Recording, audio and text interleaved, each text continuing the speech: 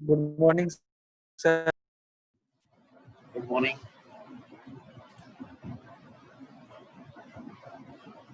आवाज आ रही मेरी? Yes sir.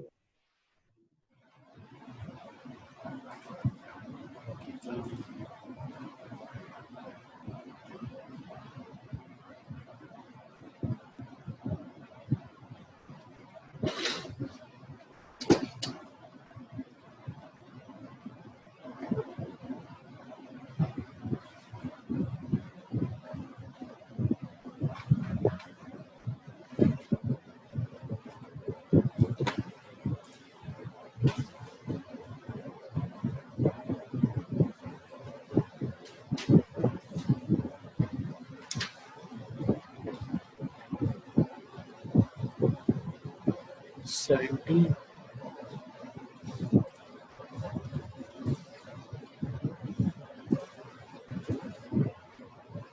2 मिनट रुकते हैं, देखते हैं कितना है।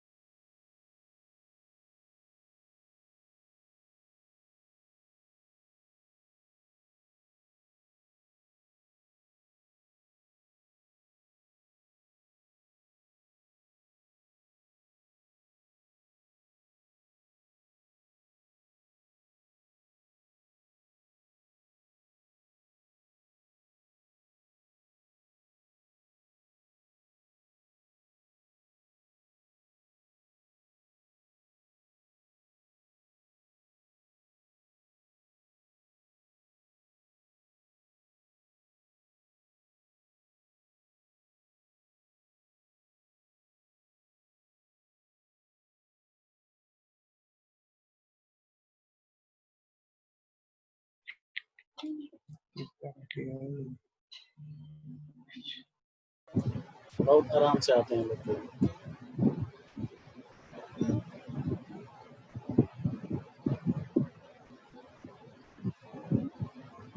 चलिए, कल तक क्या देखा था हम लोगों ने? Hello hello hello Sumit Sumit, Yes, आवाज आ रही है sir. बेटा? Yes, sir. Yes sir. Hello Yes, sir. हाँ, आ रही है ना? Yes, yes sir. सर। चलो ठीक। Yes, sir. कल तक हमने क्या देखा था? Neutral axis, neutral plane, neutral, ये अगर 3D बॉडी बनाए हम लोग, ये बनाया था हम लोगों ने 3D ऑब्जेक्ट, तो फोर्स ऐसे लग रहे होंगे इस पे ऐसे फोर्स लग रहे होंगे, तो हम लोग बेंडिंग किसका हो रहा है, वो सरफेस, इस सरफेस जो क्रॉस सेक्शन एरिया है, इसको इमेजिन करना है हम लोगों को। इसको इमेजिन करना है कि ये क्रॉस सेक्शन एरिया कैसे रोटेट हो रहा है, किस एक्सिस के अबाउट रोटेट हो रहा है। तो अगर मैं एक बीम बनाता हूँ ऐसे, अगर हम लोग एक बीम बनाते हैं, देखिए एक बीम ऐसे बनाते हैं, बीच ये सपोर्ट्स हैं साइड्स में और बीच में बीम लगा हुआ है ऐसे, ठीक है। तो इसके 3 डायमेंशंस हैं, इसके 3 डायमेंशंस हैं। एक क्रॉस सेक्शन एरिया में एक एरिया ऐसा बनेगा, cross section area right side view देखोगे तो ऐसा बनेगा, और एक ये लेंथ है, एक ये लेंथ है। तो 3 डायमेंशंस हैं।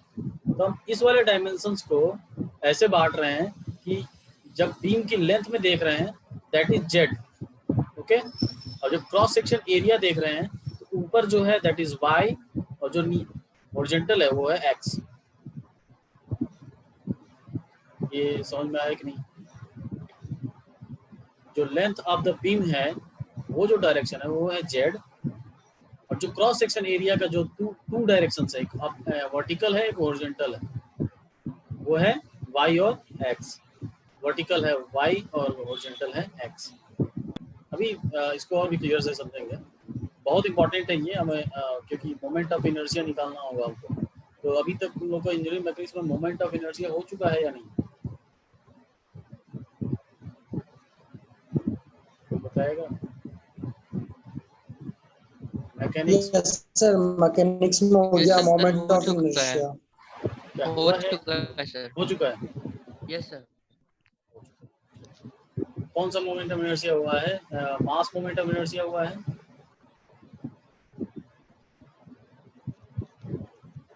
मास या area moment of inertia? Area करवाया था सर। एरिया का हुआ है, चलो तब तो अच्छा है। तो ये हम लोग ये कल देखे थे, बेंडिंग मोमेंट भी आएगा, शियर फोर्स भी आएगा अगर ट्रांसवर्स लोड हो रहा है बीम के ऊपर। बीम पे अगर ट्रांसवर्स लोड अप्लाई हो रहा है, बीम पे अगर ऐसे लोड अप्लाई हो रहा है, सपोर्ट्स हैं, सपोर्ट साइड्स में सपोर्ट्स हैं, एक ही तरफ सपोर्ट्स है, तो जब भी अगर लोड ऐसे अप्लाई हो रहा है तो बेंडिंग मोमेंट भी आएगा और शियर फोर्स भी आएगा। शियर फोर्स की टेंडेंसी क्या होगी कि बीम को कट करके तोड़ना चाहता है, और बेंडिंग मोमेंट की क्या टेंडेंसी होगी, बीम को बेंड करके उसको फेलियर या फ्रैक्चर तक पहुंचाना चाहता है, ठीक है। तो दोनों का अलग अलग इफेक्ट होगा। तो अगर बीम की बेंडिंग स्ट्रेंथ अच्छी होगी तो वो शियर फोर्स की वजह से टूट जाएगा। अगर बीम की शियर स्ट्रेंथ ज़्यादा होगी तो वो किससे टूटेगा? बेंडिंग से टूटेगा, ठीक है। ये सब कुछ ध्यान में रखते हुए हम लोग बेंडिंग मोमेंट डायग्राम बना के मैक्सिमम वैल्यूज निकालते हैं, और मैक्सिमम वैल्यूज को चेक किया जाता है। शियर फोर्स निकाल लेंगे तो शियर स्ट्रेस आ जाएगा, और बेंडिंग मोमेंट निकालेंगे तो बेंडिंग स्ट्रेस आ जाएगा, ठीक है। तो अगर शियर फोर्स हमारे पास है, जैसे शियर फोर्स SF, हमारे पास SF है, तो एरिया से डिवाइड कर देंगे, ऑन एवरेज एरिया से डिवाइड कर देंगे, क्रॉस सेक्शन एरिया से डिवाइड कर देंगे, तो हमारे पास शियर स्ट्रेस आ जाएगा, ठीक है। अब उस शियर स्ट्रेस को कंपेयर कर लेंगे, हमारे जो शियर स्ट्रेंथ होगी tau YS, shear strength in yielding, yield समझ में आ रहा है, yield strength in shear, sorry yield strength in shear, इससे कंपेयर करेंगे। अगर ये इसकी वैल्यू से कम है तो इसका मतलब शियर फोर्स से नहीं टूटेगा, नहीं फ्रैक्चर होगा, ना ही फेलियर होगा, ठीक है। और वही बेंडिंग स्ट्रेस का एक फार्मूला है, इक्वेशन है कि बेंडिंग स्ट्रेस कैसे निकालते हैं, वो फार्मूला है बेंडिंग मोमेंट के साथ। वो फार्मूला ऐसा नहीं है कि मोमेंट मल्टीप्लाई बाय समथिंग कर देंगे तो कुछ आ जाएगा, वो इक्वेशंस है जो इसको हम लोग डेराइव करेंगे ट्यूटोरियल क्लास में, ठीक है। अब ये बेंडिंग स्ट्रेस चेक करेंगे कि सिग्मा YS से ज़्यादा है या कम है, अगर कम है तो नहीं टूटेगा बेंडिंग की वजह से, अगर ज़्यादा हो गया बेंडिंग स्ट्रेस जो जनरेट हो रहा है, जो भी हम लोग देख रहे हैं शियर फोर्स और बेंडिंग मोमेंट, वो दोनों इंटरनल रेसिस्टिंग मोमेंट और इंटरनल रेसिस्टिंग फोर्सेज हैं। शियर फोर्स है internal resisting force because of shearing, और जो बेंडिंग मोमेंट है वो किसकी वजह से है, उसी फोर्स लोड की वजह से जो मोमेंट जनरेट हो रहा है, उस मोमेंट की वैल्यू है bending moment.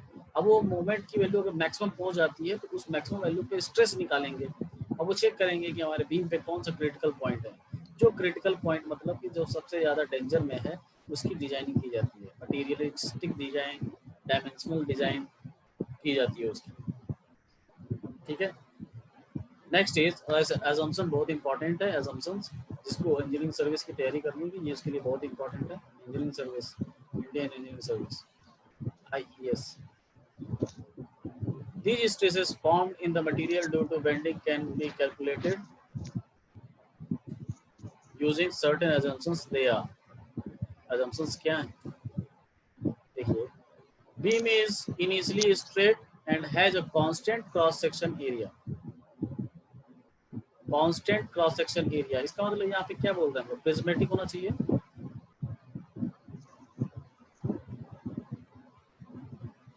Prismatic in terms of area.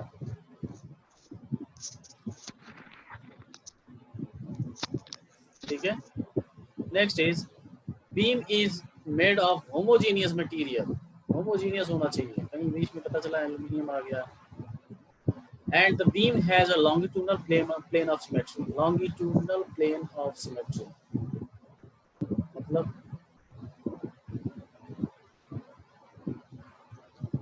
मतलब अच्छा, बीम जब भी बोल रहा हूँ तो ऐसा नहीं सोचना है हमको बार बार, जय सिंह तो सिमेट्रिकल होगा लॉन्गिट्यूडनल। लॉन्गिट्यूडनल देखिए, ये मान लीजिए बीम है, ये फ्रंट व्यू दिखा रहा हूँ मैं आपको, और ये क्या है, आवाज क्लियर नहीं आ रही है। आवाज क्लियर नहीं आ रही है, सबको नहीं आ रही है। Hello, yes sir, yes sir. Sir अभी नहीं आ रही है, आ रही सर, क्लियर आ रही है, क्लियर आ रही है सर। क्लियर है सर, क्लियर। मुझे तो जिसके आवाज हमें तो नहीं आ रही है सर, मैंने तो 3-4 बार रिजॉइन हो गया सर उसमें, मीटिंग से बाहर निकल के। अभी आ रही है,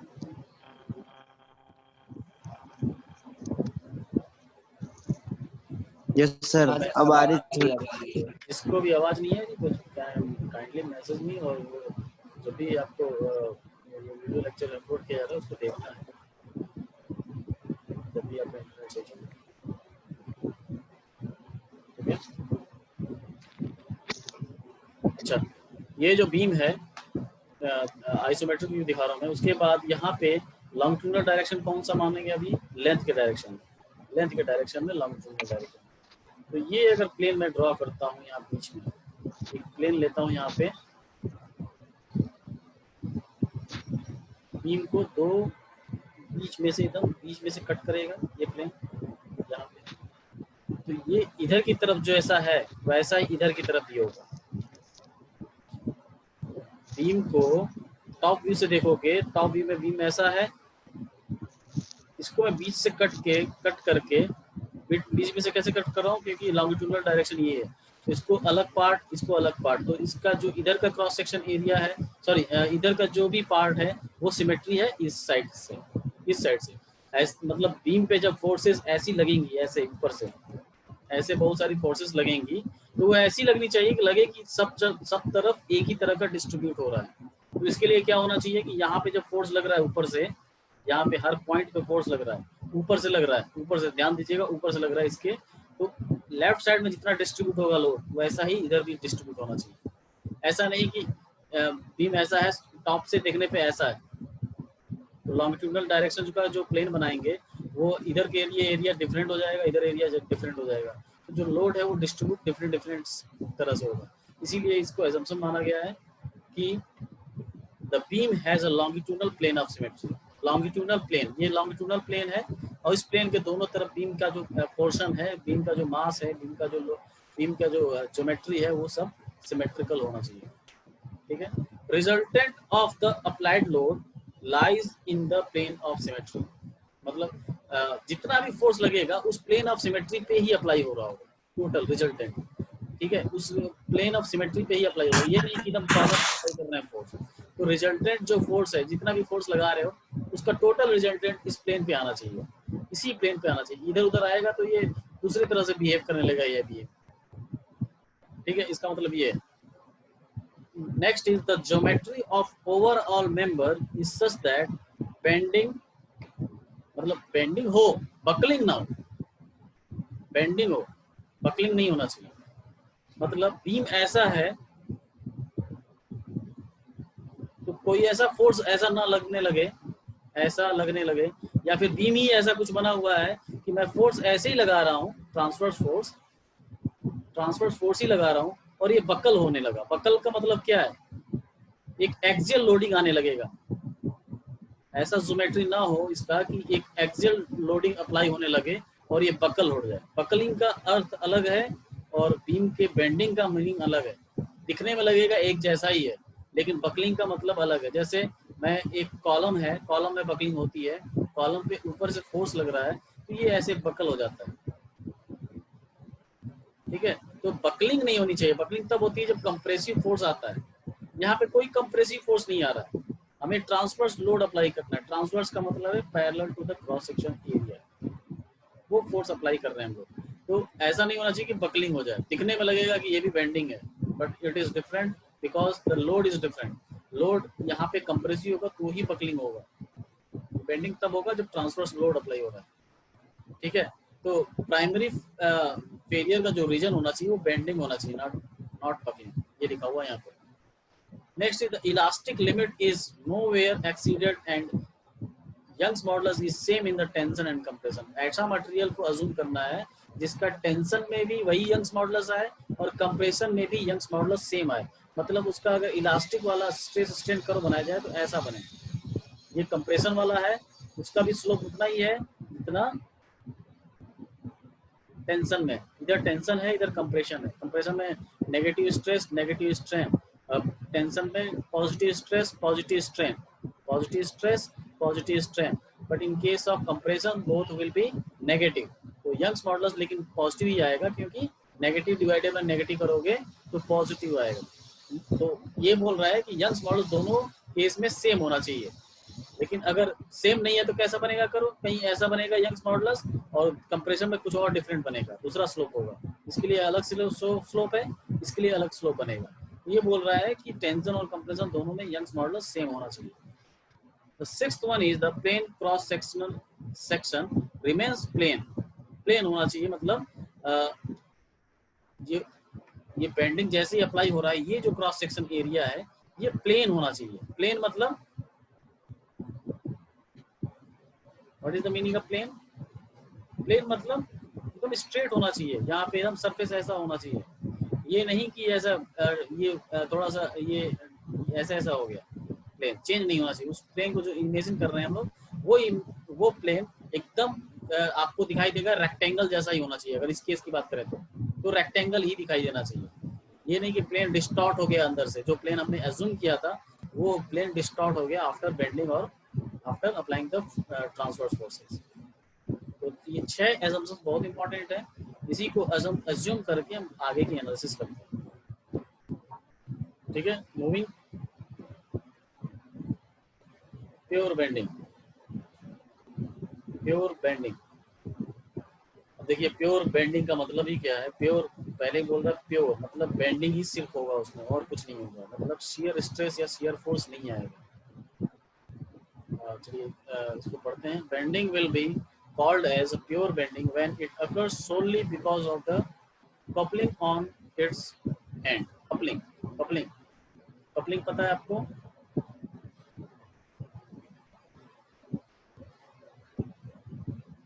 ऐसे फोर्स लगाए तो क्या बोलेंगे इसको? यस सर, क्या? इक्वल और opposite forces, equal and opposite forces. अगर ये ऑब्जेक्ट अपोजिट फोर्स मोमेंट देते हैं। अगर अच्छा देखो, कपल अप्लाई कर रहे हैं but there is a restriction of motion, तो ऑब्जेक्ट या तो बेंड हो जाएगा कि नहीं। ये सेंटर पे अगर मैं टैप है, टैप अगर मतलब समझ लो टैप वो घूमने वाला टैप नहीं है, बीच में लगाया गया है फिक्स जॉइंट। अब मैं एक फोर्स इधर लगा रहा हूँ, एक फोर्स इधर लगा रहा हूँ, ये क्या होगा, बेंड हो जाएगा, होगा या नहीं? अगर ये फिक्स है तो हाँ सर, ऑब्जेक्ट तब एस बन रोटेट जाएगा। करता है जब सर होगा। ऑब्जेक्ट तब मूव करता है, अगर ये मैं इस पेन को घुमाऊं ऐसे, ये घूम जाएगा, अपोजिट एंड इक्वल फोर्स लगा रहा हूं मैं, घूम जा रहा है ये। लेकिन अगर मैं घूमने ना दूं तो क्या होगा, ये बेंड होगा बिकॉज ऑफ दीज फोर्सेस। ठीक है, तो इस तरह का जो कपलिंग अप्लाई करेंगे हम लोग, तो उसमें सिर्फ बेंडिंग मोमेंट जनरेट होगा, ना कि शियर फोर्स जनरेट होगा, ना ही शियर स्ट्रेस होगा। ठीक है, in that case there is no chance of shear stresses in the beam, but the stress that will propagate in the beam as a result will be the known as normal stresses। अभी मैंने बताया था कि जो bending moment generate होता है उससे bending stress generate होता है। वो कैसे, हम लोग देखे थे अभी कि अगर इसको बेंड कर दिया तो नीचे का लेंथ छोटा हो गया, ऊपर का लेंथ बड़ा हो गया। ठीक है, तो बड़ा हुआ तो इसमें टेंशन आया होगा, इसमें कंप्रेशन आया होगा, और टेंशन और कंप्रेशन हमेशा हम लोग किसमें पढ़ते हैं, नॉर्मल स्ट्रेसेस। ठीक है, so normal stresses because it not causing any damage to the beam as picture ये रहा। इस पे देखिए आप लोग, सिंपल से देखिए, इस पे हम लोगों ने क्या किया है, अप्लाई किया है मोमेंट। कैसे अप्लाई किया होगा, यहाँ पे एज्यूम कीजिए वही टैप की तरह ऐसा। ठीक है, ऐसा एज्यूम कीजिए। अच्छा, इस कपल का मोमेंट की वैल्यू क्या होती थी, कोई एक force multiply by the distance F into L, lever arm. Lever arm, total length, the distance between the forces होता था F इंटू एल। यही जो मोमेंट गिवन है वो F इंटू एल है।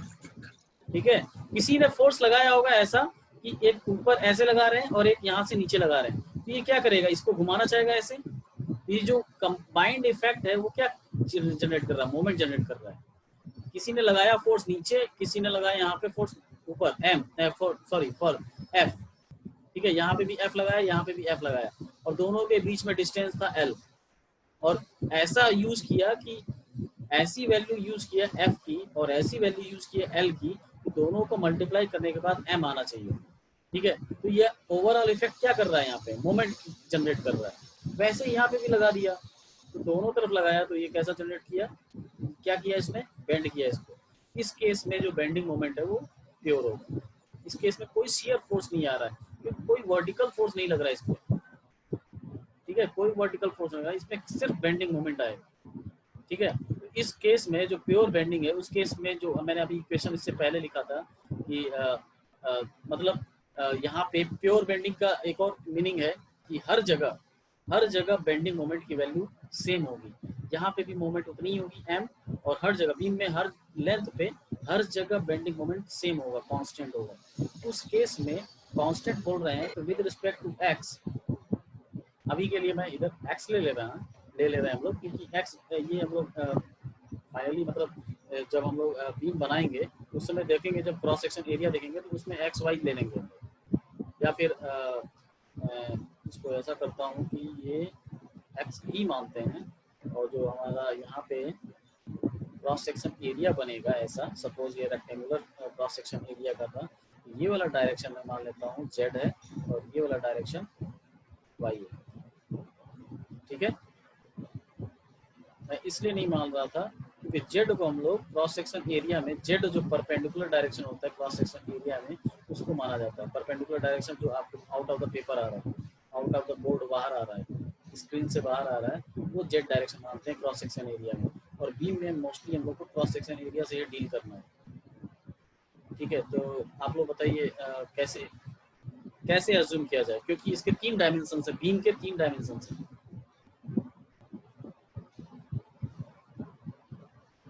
बीम के 3 डायमेंशन हैं, ये लेंथ वाली है, और ये है इसका विड्थ, और ये है थिकनेस।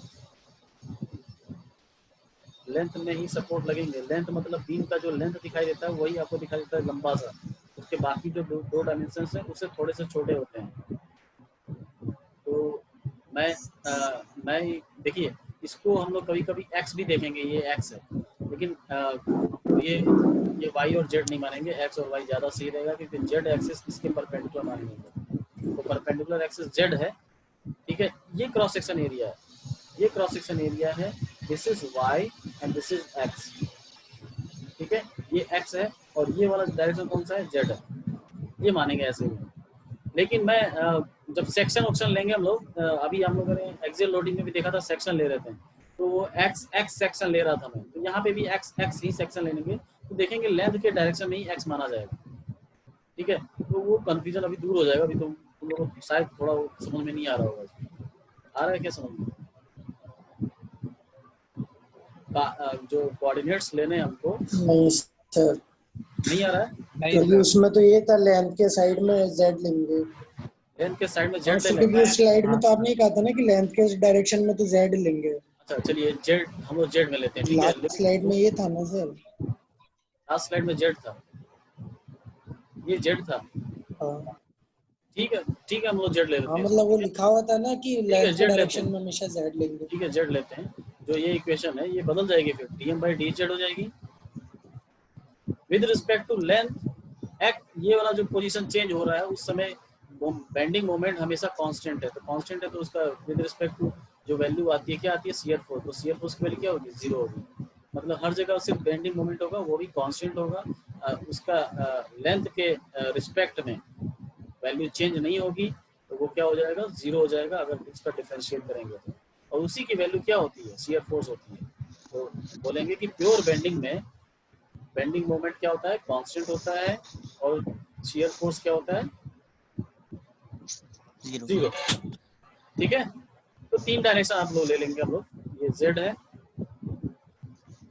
ये जेड है, this is Y and this is X, ठीक है।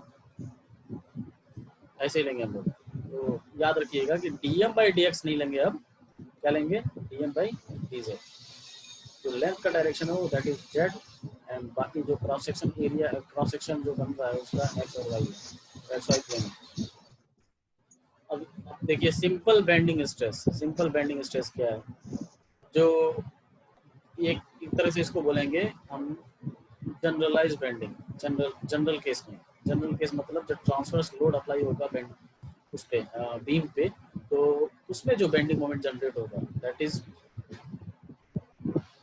कर रहा हूँ।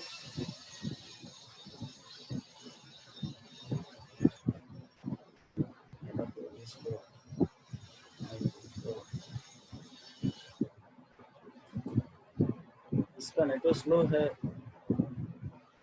क्या कर सकते हैं।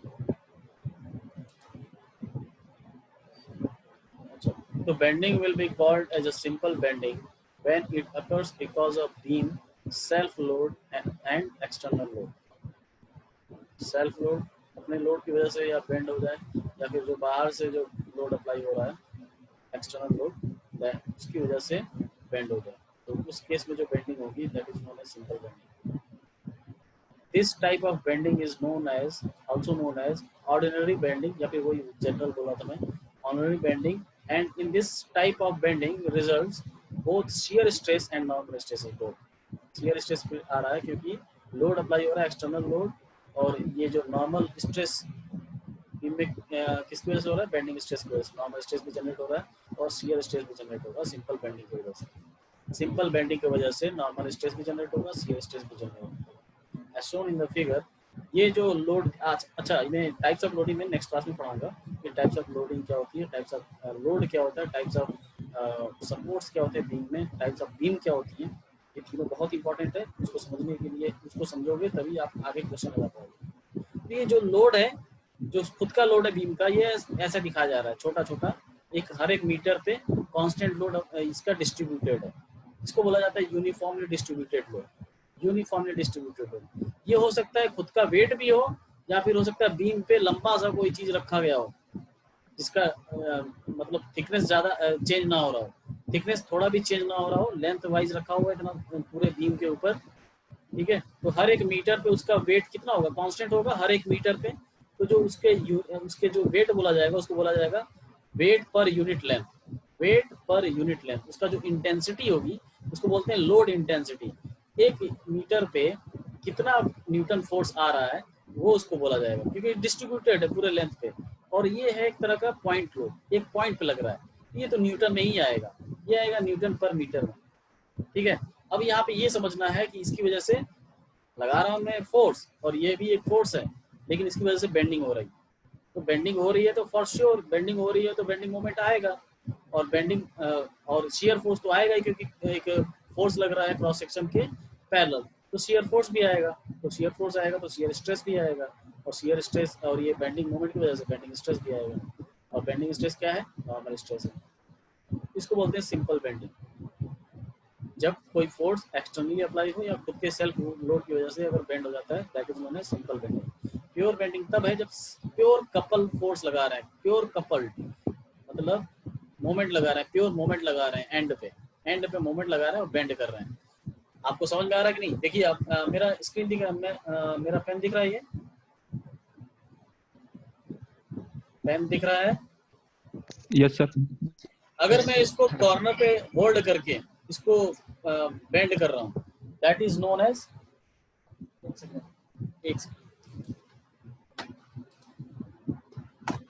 Pure bending.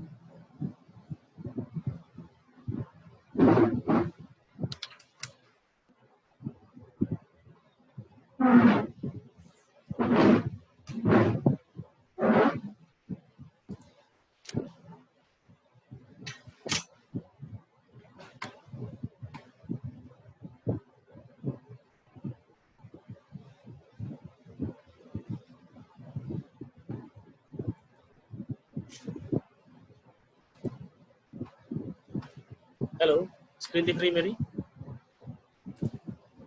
या ये इस पे देखो, ये स्केल दिख रहा है, ये स्केल दिख रहा है, ये स्टील का स्केल है। अगर मैं इसके कॉर्नर पे होल्ड करके इसको बेंड करता हूँ, this is known as simple bending, sorry pure bending. ठीक है, ये इसको बोलते हैं प्योर बेंडिंग। सुनाई दे रहा है सबको? Yes sir. This is known as pure bending. अगर यही मैं यस दोनों जगह पे सपोर्ट कर देता हूँ, दोनों जगह पे सपोर्ट कर देता हूँ और बीच में कोई फोर्स लगा के इसको प्रेस कर रहा है बीच में, ठीक है, बीच में कोई फोर्स लगा रहा है, तो then it is known as simple bending. ठीक है, this is known as simple bending. अगर देखो मैं वही बता रहा था, बकलिंग का मतलब क्या है, अगर मैं इसी को प्रेस करूं दोनों तरफ तब भी ये बेंड हो जाएगा, प्रेस करूं दोनों तरफ तब भी बेंड हो जाएगा, this is known as buckling. Compressive force लगा के लॉन्गिट्यूडनल डायरेक्शन में कंप्रेसिव फोर्स लगा के अगर इसको बेंड हो रहा है तो इसका मतलब ये बेंड नहीं हो रहा है, इसको बोलते हैं बकलिंग, कंप्रेसिव फोर्स की वजह से। लेकिन अगर ट्रांसफर फोर्स की वजह से हो रहा है, that is known as simple bending. और अगर एंड पे आप मोमेंट लगा रहे हो, मोमेंट कैसे लगा रहे हो आप देख रहे होगे, आप जब भी कोशिश करोगे इसको तो आप देखोगे दो उंगलियां हैं, एक मेरा थंब है और ये एक इंडेक्स फिंगर है, दिख रहा है इंडेक्स फिंगर। एक इंडेक्स फिंगर को मैं क्या कर रहा हूँ, फिंगर को क्या कर रहा हूँ, नीचे दबा रहा हूँ और अपने अंगूठे से ऊपर कर रहा हूँ, कपल क्रिएट कर रहा हूँ यहाँ पे और यहाँ पे भी, ये बेंडिंग, तब ये बेंडिंग हो रहा है, that is known as pure bending. ठीक है, this is known as pure bending. अच्छा, रिजॉइन कीजिए और अटेंडेंस दे दीजिए, अटेंडेंस दीजिए।